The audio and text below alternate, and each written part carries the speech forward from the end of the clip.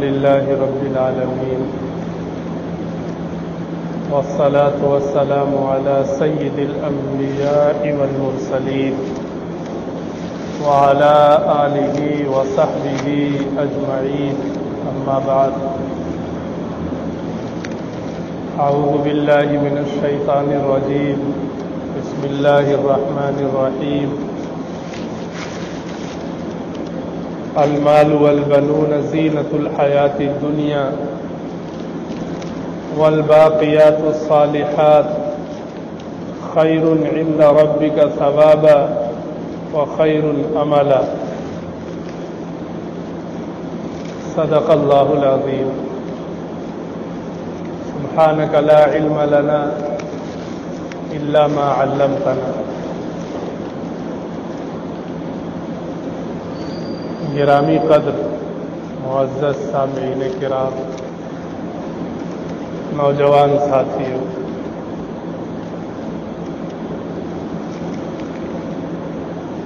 دو چیزیں ہیں، مال اور اعمال۔ مال بھی ضروری ہے، اعمال بھی ضروری ہے۔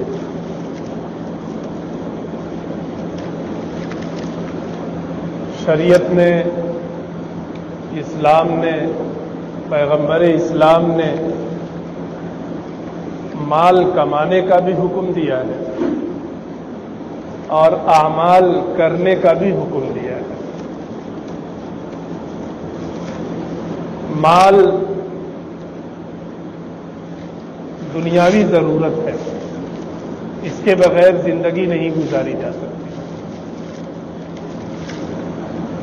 اور اعمال اخروی ضرورت ہے، اس کے بغیر بھی وہاں زندگی نہیں گزاری جا سکتی۔ یہاں مال ضروری ہے، وہاں اعمال ضروری ہے، لیکن جو اعمال وہاں ضروری ہے اسے کرنا ہے اسی دنیا میں۔ ہم سب کو مال کی فکر ہوتی ہے اور ہم سب مال کماتے ہیں۔ دنیا کا کوئی آدمی ایسا نہیں ہے جو مال حاصل کرنے اور مال کمانے کی فکر نہ کرتا۔ نہ اس کے لیے ڈگری کی ضرورت پڑتی ہے، نہ اس کے لیے تعلیم کی ضرورت پڑتی ہے، اور نہ اس کے لیے کسی اور خارجی چیز کی ضرورت پڑتی ہے۔ ہر آدمی سمجھتا ہے کہ دنیا میں زندگی گزارنی ہے، اچھی زندگی گزارنی ہے تو اس کے لیے پیسوں کی ضرورت ہے، اور وہ اپنے اپنے حساب سے، اپنے اپنے دائرے اختیار کے حساب سے مال کماتا ہے، اس کی فکر کرتا ہے۔ کرنا بھی چاہیے، کیونکہ اس کے بغیر زندگی گزرے گی نہیں۔ لیکن دوسری چیز جو اعمال ہے، اس کے تعلق سے ویسی فکر نہیں پائی جاتی ہے جیسی فکر مال کے سلسلے میں پائی جاتی ہے۔ مال روز کماتے ہیں اور اعمال، اگر نماز کی بات کی جائے تو ہفتے میں ایک دن آتے ہیں۔ دنیا کی ضرورت پوری کرنے کے لیے روز کماتے ہیں اور آخرت کی ضرورت پوری کرنے کے لیے ہفتے میں ایک روز کماتے ہیں۔ یہ انصاف اور اعتدال کی بات نہیں ہے۔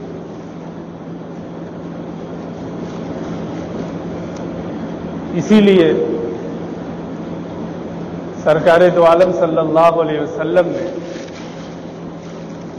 جہاں مال کمانے کی ترغیب فرمائی ہے، وہیں اعمال انجام دینے کی ترغیب فرمائی ہے۔ مسلمان صرف مال کمانے کے لیے اس دنیا میں نہیں بھیجا گیا ہے۔ مال تو اس لیے کمایا جا رہا ہے تاکہ دنیا کی زندگی گزاری جا سکے، لیکن یہ زندگی تو آخرت کے لیے گزارنی ہے، اور وہاں مال کام نہیں آئے گا۔ ایک روایت میں اللہ کے رسول صلی اللہ علیہ وسلم نے ارشاد فرمایا کہ جب کسی شخص کا انتقال ہوتا ہے تو قبرستان تک 3 چیزیں ساتھ جاتی ہیں. رشتہ دار ساتھ میں جاتے ہیں، دوست احباب جاتے ہیں، اور اس کا مال بھی ساتھ میں جاتا ہے. اب آج کے زمانے میں مال کا سمجھنا تو ذرا مشکل ہے. پہلے زمانے میں غلام ہوتے تھے، خدام ہوتے تھے، تو جب مالک کا انتقال ہوتا تھا تو وہ غلام، وہ خدام، گھر کے نوکر چاکر، وہ سب بھی جاتے تھے، وہ بھی مال ہوتے تھے. تو انسان جو دنیا میں کمایا ہے، مرنے کے بعد وہ مال بھی قبرستان تک اس کے ساتھ جاتا ہے. اور تیسری چیز اعمال اس کے ساتھ جاتے ہیں. اور جب مردے کو دفن کر دیا جاتا ہے تو رشتہ دار، دوست احباب اور مال و اسباب وہ تو واپس آ جاتے ہیں، اعمال اس کے ساتھ رہتے ہیں. اب انہی اعمال کی وجہ سے قبر کی زندگی اچھی بھی ہوتی ہے، بری بھی ہوتی ہے. اگر اس نے دنیا میں اچھے اعمال کیے تھے تو روایتوں میں آتا ہے جنت میں، یہ قبر میں جنت کی ایک کھڑکی کھول دی جاتی ہے اور وہاں کی ٹھنڈی ٹھنڈی ہوائیں اس تک پہنچتی ہیں اور کہا جاتا ہے آرام سے سو جاؤ. اور اگر اس نے دنیا میں اعمال ہی نہیں کیے یا برے اعمال کیے تو اس کے بارے میں آتا ہے کہ جہنم کی ایک کھڑکی کھل جاتی ہے جس سے گرم ہوائیں آتی ہیں، تکلیف دہ ہوائیں آتی ہیں، اور قیامت تک وہ انہی تکالیف میں قبر کی زندگی گزارتا ہے. یعنی مرنے کے بعد نہ رشتہ دار کام آتے ہیں، نہ مال کام آتا ہے. اگر کام آتا ہے تو وہ اعمال ہیں جو اس کی قبر کی زندگی کو اچھی بناتے ہیں. اسی لیے بعض روایتوں میں یہ بھی ہے کہ کل قیامت کے دن 5 سوالات ہر مسلمان سے کیے جائیں گے. ان میں سے ایک سوال یہ ہوگا کہ مال کہاں سے کمایا اور کہاں خرچ کیا. تو مال بھی ضروری ہے اور اعمال بھی ضروری ہیں، لیکن ہم اور آپ اس دنیا میں صرف مال کی فکر کر رہے ہیں، اعمال کی فکر نہیں کر رہے ہیں. یہ عمل ایسا ہے جس کی اصلاح کی ضرورت ہے. مال کمائیے، مال کمانا دنیا کی ضرورت ہے. بلکہ اللہ کے رسول صلی اللہ علیہ وسلم نے ایک روایت میں یہ بھی فرمایا کہ حلال روزی کی تلاش کرنا یہ فرائض میں سے ایک فریضہ ہے. جیسے نماز پڑھنا ایک فرض کام ہے جو ضروری ہے، ایسے ہی حلال رزق اور حلال مال کمانے کی طلب اور فکر یہ بھی ایک فریضہ ہے. مال کمانا منع نہیں کیا گیا کیونکہ وہ ضرورت ہے. تو ہم نے ایک چیز کو تو یاد رکھا، مال کمانا. دوسری چیز جو اعمال ہے وہ ہم بھول گئے. مال اور اعمال دونوں کے لیے شریعت نے کچھ شرطیں لگائی. مسلمانوں کو آزاد نہیں چھوڑا گیا. مال کمانا ہے اس کے لیے بھی کچھ شرطیں بتائی گئی، اور اعمال کمانا ہے اس کے لیے بھی کچھ شرطیں بتائی گئی. اب دنیا کی ضرورت مال سے پوری ہوتی ہے، اس کا مطلب یہ نہیں ہے کہ مال جہاں سے چاہیں جیسے چاہیں حاصل کر لیں. مال کمانے کے لیے حلال راستہ ضروری ہے، شریعت کا بتایا ہوا راستہ ضروری ہے. مال کمانے کے لیے ایک راستہ چوری کا بھی ہے. اگر کسی کا مال ہم چوری کر لیں وہ بھی ہمارے کام آ سکتا ہے، لیکن وہ جائز نہیں. جھوٹ بول کر، دھوکہ دے کر کے، غلط بیانی کے ذریعے غلط مال کو صحیح مال بتا کر بیچ کر جو پیسے حاصل کرے وہ بھی کمائی ہے، وہ بھی مال ہے. लेकिन वो जायज नहीं। जुआ के जरिए माल हासिल होता है, लेकिन शरीयत की निगाह में वो माल नहीं है। तो माल कमाने के भी रास्ते हैं, माल कमाने के भी तरीके हैं, शरीयत की रियायत करना उनमें भी जरूरी है। आज माल की फिक्र ऐसी सवार हो गई कि अब हम और आप उसमें जायज और नाजायज चीजों को देखते भी नहीं। सूरत हाल इतनी खराब हो गई कि अब मसाइल भी मालूम नहीं है कि कौन सा माल हमारे लिए जायज है और कौन सा माल हमारे लिए नाजायज है, ये जानकारी भी नहीं है, बस काम कर रहे हैं। सूदी कारोबार उरूज पर है, सूदी कर्ज का लेन देन उरूज पर है, मुसलमान भी इसमें मुलव्विस है और अलग अलग तरीकों से माल कमाने की फिक्र हो रही है। हमारे पास माल है, सामने वाले के पास माल नहीं है। हो क्या रहा है, उसने अपना घर हमें दे दिया, ये घर रेहन के तौर पे आप रख लीजिए, हमें 1 लाख रुपए दे दीजिए। ये घर रेहन है, गारंटी के तौर पर है, अगर हम आपका 1 लाख रुपया वापस नहीं करेंगे तो आप इस घर को बेच के वसूल कर लीजिए। यहां तक तो मामला ठीक है। अब पैसा देने वाला वो क्या कर रहा है, ठीक है तुम अपना घर रेहन के तौर पर दे दो, अब वो मकान जो रेहन के तौर पर कर्ज देने वाले ने लिया है वो मकान किराए पर लगा दिया, या उस मकान में वो खुद रहने लगा। अब अगर इस्लामी एतबार से, शरई एतबार से इसका जायजा लिया जाए तो ये गलत है।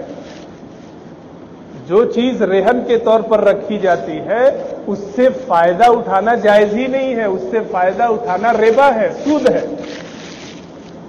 आज ये कारोबार बना हुआ है, लोग अपना पैसा देकर सामने वाले का घर ले लेते हैं और उस घर को किराए पर लगा दिया, किराया भी आ रहा है और 5 साल 10 साल के बाद वो पैसे भी वापस आ जाएंगे। तो माल तो कमा रहे हैं लेकिन नाजायज रास्ते, गलत रास्ते से। रेहन की चीजों से फायदा उठाना बिल्कुल जायज नहीं। औरतें कर्ज लेने के लिए अपना जेवर रेहन पे रख देती हैं। अब जिसके पास वो जेवर रेहन के तौर पर रखा गया है वो उस जेवर से किसी भी तरह से फायदा नहीं उठा सकता, न वो इस्तेमाल कर सकता है, न किसी को इस्तेमाल के लिए दे सकता है। उसका काम सिर्फ ये है कि उसको हिफाजत के लिए हिफाजत के साथ रख दिया जाए, वो तो गारंटी की चीज है। लेकिन रेहन पर रखे हुए मकान से, रेहन पर रखे हुए जेवरात से लोग फायदा उठा रहे हैं, हराम है ये। और ये तो अब आम हो गया कि पैसा किसी को दिया, ठीक है 10 साल के बाद ये पैसे वापस आएंगे, लेकिन हर साल 1000 रुपए पे मसलन 5%, 10% इजाफी रकम तुम्हें वापस करनी है। ये तो खुला हुआ सूद है, लेकिन लोग कर रहे हैं। इसी तरीके से ये भी चल रहा है। हमने, आपने मिल करके एक कारोबार किया, कहा कि ठीक है भाई 10 लाख रुपए आप मिलाइए, 10 लाख रुपए मैं मिलाता हूं, दोनों मिलकर कारोबार करेंगे। आपका काम सिर्फ ये है कि आप अपने घर बैठे रहिए, कोई हिसाबो किताब आपको नहीं लेना है, यहां आना भी नहीं है, और हम आपको हर महीने 20,000 रुपए मसलन दिया करेंगे। ये पार्टनरशिप का मसला। इसी तरीके से एक मुजारबत का मसला चल रहा है। एक आदमी हुनरमंद है, पैसे नहीं है, दूसरा आदमी पैसे वाला है, हुनरमंद नहीं है। उसने अपने पैसे उस हुनरमंद को दिए, ये 10 लाख रुपए तुम लो, या हुनरमंद ने उससे कहा कि भाई तुम 10 लाख रुपए मुझे दे दो, मैं ये कारोबार करता हूं, तुम्हें हर महीने 20,000 रुपए में दिया करूंगा। नफा कितना होगा, ज्यादा होगा, कम होगा, इससे कुछ लेना देना नहीं, तुम्हें 20,000 रुपए हर महीने मिला करेंगे और वो 10 लाख रुपए डिपॉजिट तो है ही तुम्हारे, वो तो 10 लाख वापस करूंगा ही मैं। ये मामला भी जायज नहीं और ये आज आम हो रहा है। पैसा लेने वाला मुजारबत के तौर पे पैसे ले लिए और उसने कह दिया हम आपको हर महीने इतने रुपए महीना दिया करेंगे, चाहे नफा कम हो ज्यादा हो, उससे आपको कुछ लेना नहीं।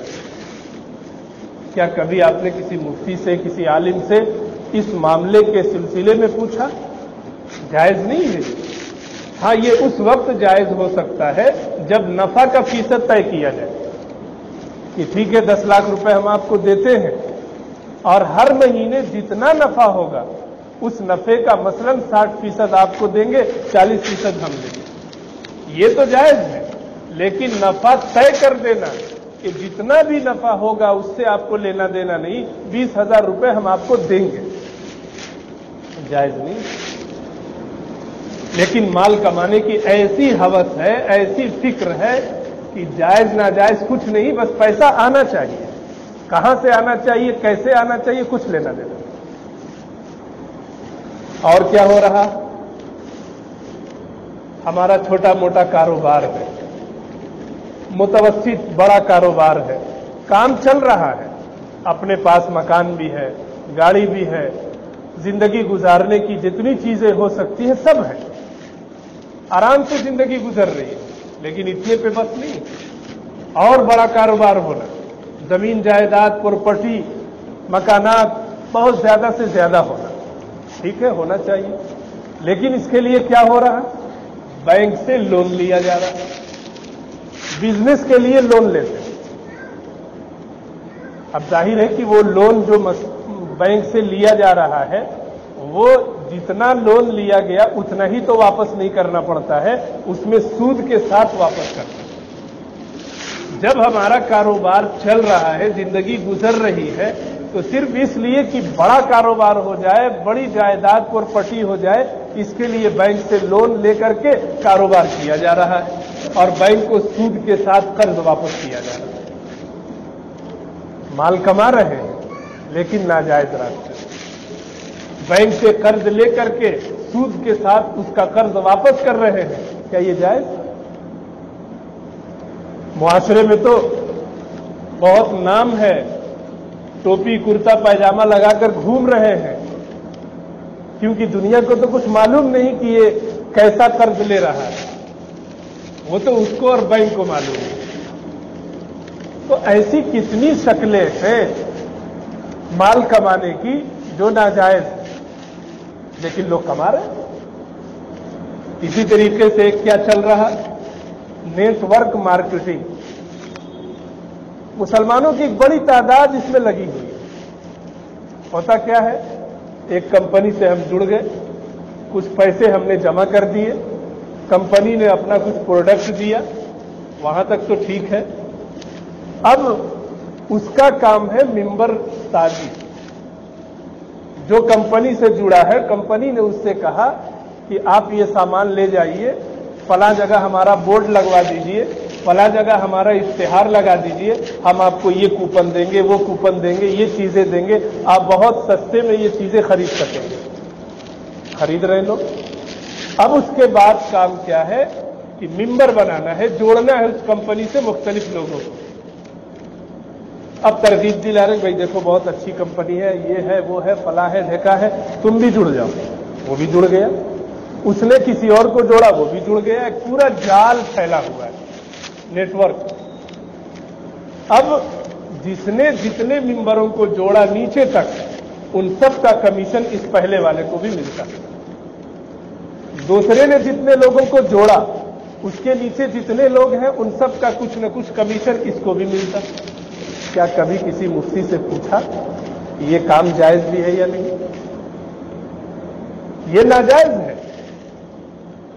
क्योंकि बगैर मेहनत के पैसे आ रहे हैं। काम तो वो नीचे वाले कर रहे हैं और हमें बैठे बैठाए अकाउंट में पैसे आ रहे हैं। क्या कभी सोचा जायज है? कभी पूछने की जहमत गवा रहे हैं और कमा रहे हैं। नेटवर्क मार्केटिंग का तो बड़ा उरूज है। और बड़े बड़े लोग उससे जुड़े हुए, मुसलमान जुड़े हुए हैं, काम कर रहे हैं, कोई इसको गलत नहीं समझ रहा। डेबिट कार्ड, क्रेडिट कार्ड इस्तेमाल करते हैं, देते हैं, उससे लेन देन होता है, उसके बदले में बैंक से पॉइंट्स मिलते हैं, रिवार्ड्स जिसको बोलते हैं। वो पॉइंट अगर बहुत ज्यादा हो गए तो उस बैंक से जुड़ी हुई कंपनियों से अगर कोई चीज आप खरीदेंगे तो ऐसा भी हो सकता है कि उस पॉइंट की वजह से आपको पैसे देने ही ना पड़े। ऐसा भी हो सकता है कि वो पॉइंट्स इतने हैं जो 200 रुपए के बराबर है, फीस है 400 की, तो आपको सिर्फ 200 अदा करने पड़ते हैं उन पॉइंट्स की वजह से। इससे भी लोग फायदा उठा रहे हैं। क्या कभी सोचा जायज भी है या नहीं? मोहतात उलमाए किराम ने इसको भी नाजायज कहा है। क्यों? क्योंकि बैंक में हमने जो पैसे जमा किए हैं उसी पैसे के बदले में बैंक हमें ये फायदा पहुंचा रहा है, और बैंक में जो पैसे हमने रखे हुए हैं वो बतौर कर्ज के हैं, और कर्ज पर कुछ भी इजाफी रकम दी जाए वो जायज नहीं। ऐप के जरिए, प्राइवेट ऐप के जरिए, गूगल पे, फोन पे, उससे जो कैशबैक मिलता, उससे जो पॉइंट मिलता, वो तो जायज है क्योंकि वो बैंक का नहीं है। लेकिन बैंक के जरिए जो लेन देन हो रहा है उसके बदले में जो पॉइंट्स या जो भी पैसे मिल रहे हैं रियायत के तौर पर, वो जायज नहीं है, लेकिन लोग इस्तेमाल कर रहे। कभी पूछा भी नहीं किसी से कि जायज भी है या नहीं। ऐसी ढेरों सारी मिसालें हैं जो माल कमाने का जरिया तो है लेकिन नाजायज। इसलिए माल बहुत जरूरी चीज है, लेकिन माल कमाने का रास्ता जायज होना चाहिए, ये उससे भी ज्यादा जरूरी चीज। थोड़े पैसे कमाएं हलाल तरीके पर, वो 1000 दर्जा बेहतर है उस ज्यादा माल से जो हराम तरीके पर हासिल हो। अल्लाह के रसूल सल्लल्लाहु अलैहि वसल्लम ने फरमाया कि जो बदन हराम माल से ग़िज़ा पाता है उसका ठिकाना जहन्नम ही होगा। इसलिए सूदी कारोबार से, सूदी लेन देन से, नाजायज आमदनी के जराए से मुकम्मल परहेज करना चाहिए। शरीयत ने माल कमाने की तरगीब जहां दी, वहीं माल के कमाने के तौर तरीके बताए हैं। उसको बरतना, उसको जानना बेहद जरूरी है। नस्लें बर्बाद हो जाती हैं हराम माल के जरिए। इसकी फिक्र करना नमाज रोजा से ज्यादा फिक्र करने की जरूरत है। नमाज पढ़ेंगे सिर्फ आपको फायदा होगा, हराम माल के जरिए आप भी खाएंगे, आपके बाल बच्चे भी खाएंगे, और उसी से अगली नस्लें भी पैदा होंगी।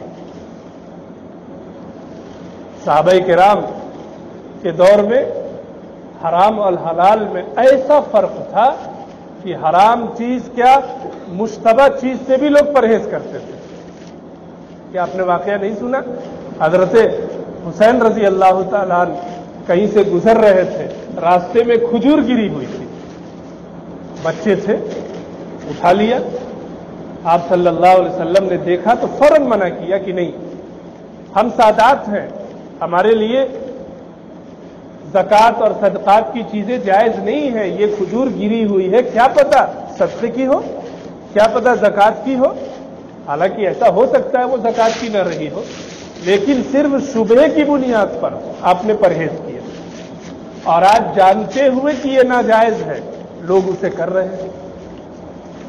तो माल कमाने की फिक्र तो आज बहुत है, ये गलत चीज नहीं, लेकिन माल कमाने के रास्ते वो हमने गलत मुंतखब कर रखे हैं, उसकी इस्लाह बहुत जरूरी है।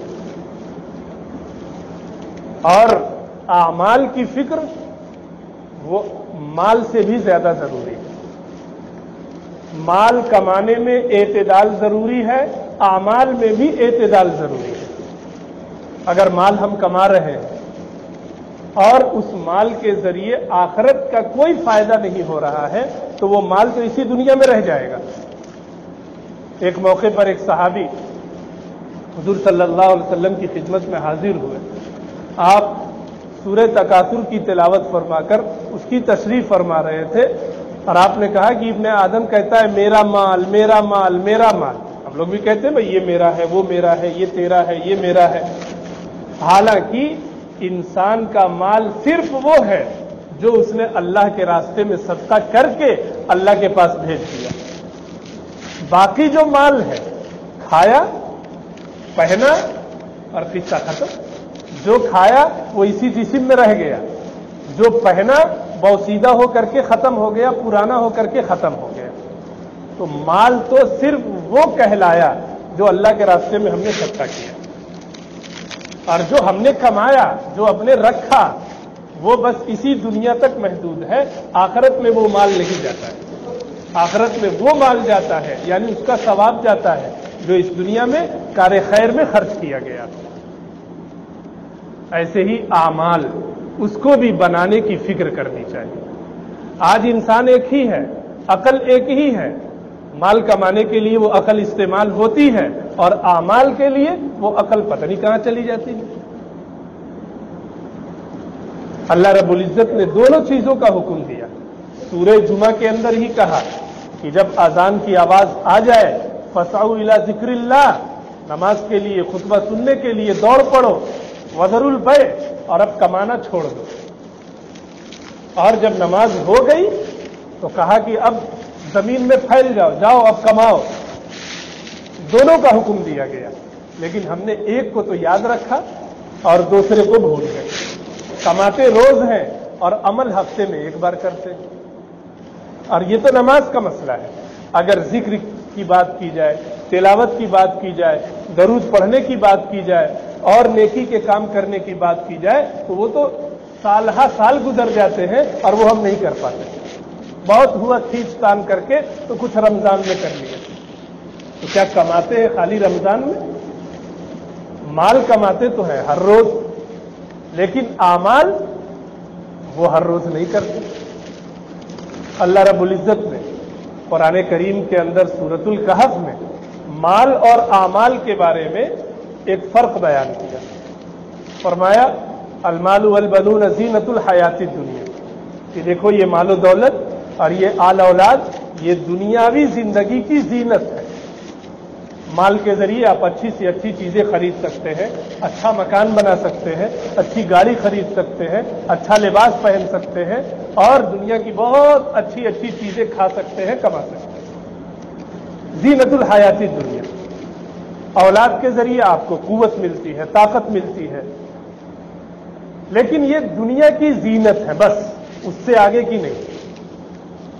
والباقیات الصالحات, لیکن جو اعمال آپ نے کیے, اچھے اعمال کیے, وہ اللہ کے نزدیک بہتر ہے ثواب کے اعتبار سے, اور وخیر عملا, اور اسی کی امید ہونی چاہیے. یعنی مال و دولت کو قرآن نے دنیا کی زینت قرار دیا اور اعمال کو آخرت کا سامان قرار دیا. ظاہر ہے کہ اس دنیا میں جو بھی مال کمائیں گے وہ اسی دنیا میں رہ جائے گا, لیکن جو اعمال ہم کریں گے اس کا ثواب آخرت میں ذخیرہ بن جاتا ہے. تو پانی اور ختم ہونے والے مال کے لیے تو ہم اتنی فکر کرتے ہیں, اس کے لیے پلاننگ کرتے ہیں, اس کے لیے آگے کیا کیا کرنا, کیسے گھاٹا نہ ہو, کیسے آمدنی ہو, اس کی فکریں کرتے ہیں. اور اعمال کے بارے میں کیا کبھی ہمارے گھروں میں بیٹھ کر اعمال کے سلسلے میں کوئی مذاکرہ ہوتا ہے؟ بیٹا بھی بیٹھا ہو, بیٹی بھی بیٹھی ہو, بہو بھی ہو, ماں بھی ہو, بیٹی بھی ہو, اور بیٹھ کے یہ ذکر ہو رہا ہے کہ ہم لوگ نماز کیسی پڑھ رہے ہیں, ہم لوگ وضو کیسے کر رہے ہیں, جمعہ آنے والا ہے اس میں ہمیں کیا کیا نیک کام کرنے ہیں, رمضان آنے والا ہے اس کی پلاننگ کیا ہوگی, کیسے نیک کام کرنا ہے, کیسے گناہوں سے بچنا ہے. کبھی ہوتا ہے؟ کیوں؟ اور مال کے سلسلے میں پلاننگ ہوتی ہے, رائے مشورہ ہوتا ہے, اور جو جانکار ہیں اس سے پوچھتے بھی ہیں کہاں سے کاروبار کرنا ہے, کہاں سے سامان لانا ہے, کیسے کاروبار بڑھانا ہے, وغیرہ وغیرہ سب کرتے ہیں. لیکن اعمال کے سلسلے میں ہماری عقل کہاں چلی جاتی ہے, یہ غور کرنے کی بات ہے. माल कमाइए लेकिन उसके साथ आमाल को न भूलिए। दोनों चीजें जरूरी हैं, माल भी जरूरी है, आमाल भी जरूरी है। माल दुनिया में जरूरी है और आमाल आखिरत के लिए जरूरी है। और मुसलमान की असल जिंदगी आखिरत की जिंदगी है, दुनिया तो दारुल अमल है। ये माल भी इसीलिए कमाया जाए ताकि आखिरत को संवारा जा सके, आखिरत को बनाया जा सके। इसलिए मैंने रिवायत सुनाई, आप सल्लल्लाहु अलैहि वसल्लम ने फरमाया कि मरने के बाद मरने वाले के साथ 3 चीजें जाती हैं, 2 चीजें वापस आ जाती हैं, 1 चीज साथ रहती है। जाने वाले के साथ माल जाता है, रिश्तेदार जाते हैं और आमाल जाते हैं। लेकिन कब्र में जब वो दफन होता है तो माल और रिश्तेदार वो तो वापस आ जाते हैं, आमाल उसके साथ रहते हैं। हमने मेहनत किसके लिए की? मेहनत उसके लिए की जो कब्र में काम ही नहीं आएगा, और जो कब्र में काम आएगा उसके लिए कोई मेहनत नहीं। इसलिए अपनी अकल का इस्तेमाल करें, शरीयत के एतबार से बेअकल और मजनू बनने की कोशिश न करें। शरीयत में अकलमंद वही है जो दुनिया के माल को आखिरत के लिए कमाए, दुनिया में ऐसी जिंदगी गुजारे जो आखिरत में काम आ सके। अल्लाह रब्बुल इज्जत हम सबको जायज तरीके से माल कमाने की तौफीक अता फरमाए और इस